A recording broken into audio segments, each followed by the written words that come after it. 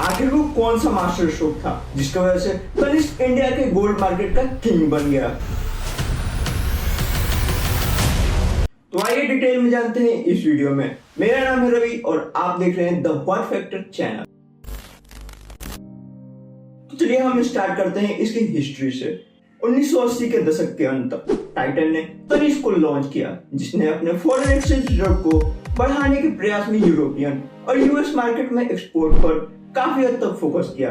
1990 के दशक की शुरुआत में भारत के एक्सचेंज क्राइसिस को हल किया गया था और टाइटन कंपनी के ब्रांड का ध्यान इंडियन मार्केट में ट्रांसफर कर दिया गया। अगस्त 1992 में एक पायलट प्लांट स्थापित किया गया था और 1994 में प्रोडक्शन शुरू हुआ और तनिष्क का पहला स्टोर 1996 में खोला गया। तनिष्क भारत की पहली ज्वेलरी रिटेल चेन थी। तनिष्क के पहले वर्षों में लगातार लॉस दर्ज किए गए। साल 2000 में मैनेजिंग डायरेक्टर जेएस देसाई ने भास्कर भट्ट को उन्हें सक्सेसर के रूप में चुना। साल 2000 में ही शुरू होकर इसकी कुल संपत्ति बढ़ने लगी और 2003 आते आते तनिष्क भारत के टॉप 5 रिटेलर्स में से एक था और टाइटन कंपनी के रेवेन्यू का 40% का हिस्सा बन गया। तो चलिए बताते हैं कि आखिर ये सब शुरू कैसे हुआ। फर्स्ट प्रोडक्ट ब्रांड तनिष्क को 1994 में लॉन्च किया गया था, जिसका एम गोल्ड ज्वेलरी को डिजाइन करने, बेचने और समझने के तरीके में बदलाव लाना था। टाइटन ने यह रियलाइज किया कि इंडिया में ज्वेलरी काफी हद तक एक अनऑर्गेनाइज्ड सेक्टर था। स्थानीय ज्वेलर्स एक्सपर्ट थे और कंज्यूमर्स को पूरी तरह से उनके नॉलेज और टेस्ट पर भरोसा करना पड़ता था।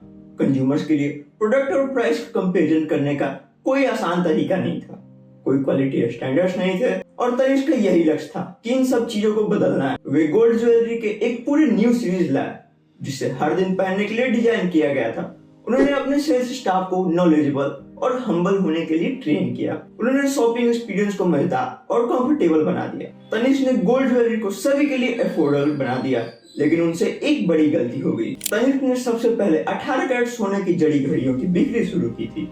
अब गोल्ड ज्वेलरी के बारे में हमें 2 इंपॉर्टेंट पॉइंट को जानने की जरूरत है। गोल्ड के लिए कैरेट रेटिंग इसकी प्योरिटी को इंडिकेट करती है, तो 24 कैरेट 99.99 प्योरिटी के साथ सोने का सबसे प्योरेस्ट फॉर्म है। डेफिनेटली ये सब महंगा भी है। 18 कैरेट सोने में लगभग 75% प्योर गोल्ड होता है और डेफिनेटली 24 कैरेट सोने से तो सस्ता ही होता है। गोल्ड के लिए कैरेट रेटिंग जितनी कम होगी, इसे फैंसी डिजाइनों में ढालना उतना ही आसान होगा। लोअर कैरेट गोल्ड के ज्वेलर्स ज्यादा ड्यूरेबल और स्क्रैच रेजिस्टेंस होते हैं, इसलिए अपने शुरुआती वर्षों में तनिष्क ने इस उम्मीद के साथ 18 कैरेट गोल्ड ज्वेलरी को लॉन्च किया कि कम लागत, अधिक टिकाऊ और आधुनिक डिजाइन लोगों को अपनी दुकानों में ज्यादा खर्च करने के लिए इंस्पायर करेंगे। लेकिन तनिष्क इंडियन कंज्यूमर्स के बारे में ये 2 की पॉइंट्स से चूक गया। इसका पहला प्रॉब्लम था gold is not just an ornament but an investment. India में गोल्ड ज्वेलरी सिर्फ पर्सनल यूज के लिए नहीं खरीदे जाते, यह कई इंपॉर्टेंट पर्पसेस को पूरा करता है, जैसे कि investment, social status, wedding gifts, यहाँ तक कि गुड लक भी। गोल्ड को वैल्यू एंड वेल्थ के रूप में माना जाता था और अभी भी माना जाता है, इसलिए लोग हाई प्योरिटी या हाई कैरेट रेटिंग के साथ सोना खरीदना पसंद करते हैं। ज्वेलरी डिजाइन हमेशा इंडियन कंज्यूमर के लिए एक दूसरा चिंता का विषय रहा है। वे कम कैरेट रेटिंग वाले फैंसी मॉडर्न डिजाइन के कंपैरिजन में हाई गोल्ड प्योरिटी वाले सिंपल डिजाइन को खरीदकर खुश हैं। इसका दूसरा प्रॉब्लम है buy jewellery only from trusted local jewellers. Indian consumer भरोसेमंद लोकल ज्वेलर से ही सोना खरीदना पसंद करते हैं, जो दशकों से इस बिजनेस में है। इससे भी महत्वपूर्ण बात यह है कि लोग कई जनरेशन से एक ही लोकल ज्वेलर से खरीदारी करेंगे और उन पर भरोसा करेंगे। ऐसे में 18 कैरेट की गोल्ड ज्वेलरी को बेचने से तनिष्क को साल दर साल घाटा होता गया। साल 2000 से 2001 तक उन्होंने लगभग 150 करोड़ रुपए का नुकसान किया था। ये तो हो गए प्रॉब्लम्स। अब हम आपको बताते हैं कि आखिर तनिष्क ने ऐसा क्या किया कि वो इंडिया के गोल्ड मार्केट का किंग बन गया। तो तनिष्क का पहला मास्टर स्ट्रोक था द कैरेट मीटर एक्सपेरिमेंट। अब तनिष्क को पता था कि लोग लोकल ज्वेलर्स पर काफी भरोसा करते हैं, फिर भी उनके पास खरीदे गए गोल्ड ज्वेलरी की प्योरिटी और क्वालिटी को वेरीफाई करने का कोई तरीका नहीं है और लोगों को उनके शब्दों पर आंख मूंद कर भरोसा करना पड़ता था। ऐसे में लोकल ज्वेलर्स के लिए वाद्य से कम प्योरिटी वाले सोने को बेचकर अपना मार्जिन बढ़ाना आसान था। वास्तव में national council of applied economic research के एक सर्वे में पाया गया था कि भारत में बेचे जाने वाले लगभग 44% गोल्ड ज्वेलरी 18 कैरेट या उससे कम प्योरिटी के थे, जबकि 22 कैरेट को प्योरिटी स्टैंडर्ड माना जाता था। तनिष्क ने इस समस्या से निपटने का फैसला किया। उन्होंने अपने स्टोर में कैरेट मीटर को इंट्रोड्यूस किया। कैरेट मीटर एक ऐसी मशीन है जो कुछ ही सेकंड में गोल्ड की प्योरिटी का टेस्ट कर सकती है। आइडिया यह था कि कस्टमर के लिए कैरेट मीटर उपलब्ध कराकर तनिष्क ट्रस्ट और क्रेडिबिलिटी बढ़ाने में सक्षम हो। ग्राहक अपने मौजूदा आभूषणों की शुद्धता का परीक्षण भी कर सकते थे और इसका रिस्पॉन्स भी काफी अच्छा है। कस्टमर मशीन का यूज करने के लिए कतार में लगे रहते और रिजल्ट जानकर शॉक हो जाते। टेस्ट किए गए सभी पीसेस में लगभग 60% के दावे की तुलना में कम प्योरिटी पाई गई। तनिष्क के लिए आधा काम हो चुका था। लोगों का अपने लोकल ज्वेलर्स पर से भरोसा उठ गया था, लेकिन तनिष्क को अभी तक कंज्यूमर के बीच अपना विश्वास बनाना बाकी था। और इसी पे उनका दूसरा मास्टर स्ट्रोक आता है, impure to pure scheme. Carat meter को एस्टेब्लिश करने के बाद तनिष्क एक्सचेंज ऑफर के साथ आया, जिसे इम्प्योर टू प्योर कहा जाता है। तो आखिर ये स्कीम कैसे काम करता है? आप अपने सोने की प्योरिटी को टेस्ट करने के लिए अपने ज्वेलर्स के साथ तनिष्क स्टोर में जाते हैं।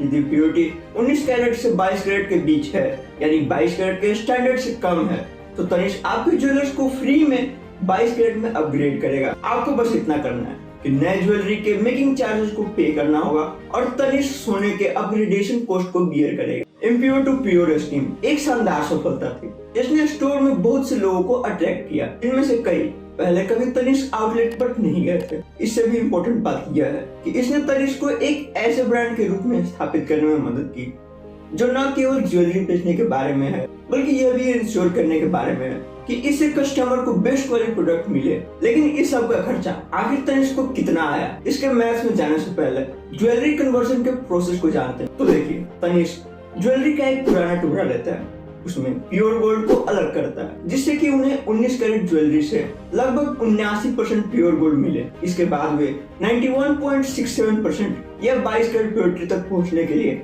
अधिक प्योर गोल्ड को जोड़ेंगे।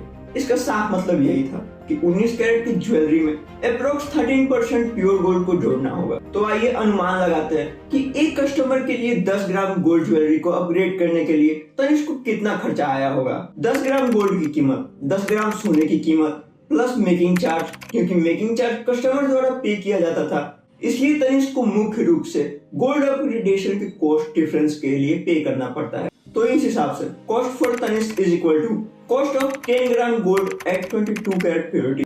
हम मानते हैं कि on an average 20.5 carat gold jewellery exchange हुआ होगा। साल 2003 और 4 में 10 ग्राम 24 कैरेट गोल्ड की कीमत 5600 थी। तो इस हिसाब से 22 कैरेट गोल्ड की कीमत जो कि 10 ग्राम है, उसकी कीमत होगी 5133 रुपए। तो इसी हिसाब से 10.5 कैरेट गोल्ड की कीमत जो कि 10 ग्राम है, उसकी कीमत होगी 4783 रुपए। तो हम अगर तनिष्क के कॉस्ट के बारे में बात करें तो वो होता है 5133 माइनस 4783 रुपए, जो कि होता है 350 रुपए के बराबर। 350 रुपए जीवन के लिए एक कस्टमर एक्वायर करने के लिए एक छोटी सी लागत की तरह लगता है। यह और भी मामूली लगता है यदि आप हाईली ट्रस्टेड बेस्ड मार्केट में एक ब्रांड बनाने की लागत के रूप में देखते हैं। चलिए देखते हैं कि आखिर तनिष्क ने एक कस्टमर पे कितना मनी बनाया, लेकिन एक बेटर पर्सपेक्टिव प्राप्त करने के लिए आइए जल्दी से देखते हैं कि तनिष्क ने हर ग्राहक पर कितना पैसा। मान लीजिए कि एक ग्राहक तनिष्क से 10 ग्राम 22 कैरेट गोल्ड खरीदना चाहता है, तो एक 10 ग्राम 22 कैरेट गोल्ड की कीमत is equal to 10 gram 22 carat सोने की कीमत प्लस मेकिंग चार्ज। तनिष्क का मेकिंग चार्ज 8 से 31% के बीच होता है। आइए 15% मेकिंग चार्ज एक कंजर्वेटिव एस्टिमेट लेते हैं। तो एक 10 ग्राम 22 कैरेट सोने की कीमत 5133 प्लस 5133 का 15%, जिसका टोटल कॉस्ट होता है 5903 रुपए। अब तनिष्क का ग्रॉस मार्जिन 25 से 26% है। बता दें कि तनिष्क ज्वेलरी पर 5 से 10% नेट मार्जिन या प्रॉफिट कमाती है। अगर हम 5% की मार्जिन माने 5903 का 5% होता है 295 रुपए, और अगर 10% हम मार्जिन मानते हैं तो 5903 रुपए का 10% होता है 590 रुपए। तो तनिष्क ने एक कस्टमर पे इतने रुपए कमाए। कैसा लगा आपको ये वीडियो, हमें कमेंट करके जरूर बताएं। तो आप हमारे कमेंट में ये भी बता सकते हैं कि आपको और कौन से ब्रांड की केस स्टडी दे। हम आपके लिए उस ब्रांड की केस स्टडी लाने की पूरी कोशिश करेंगे। तो चलिए फिर मिलते हैं किसी और नए इन्फॉर्मेटिव केस स्टडी वाले वीडियोस में। तब तक के लिए जय हिंद।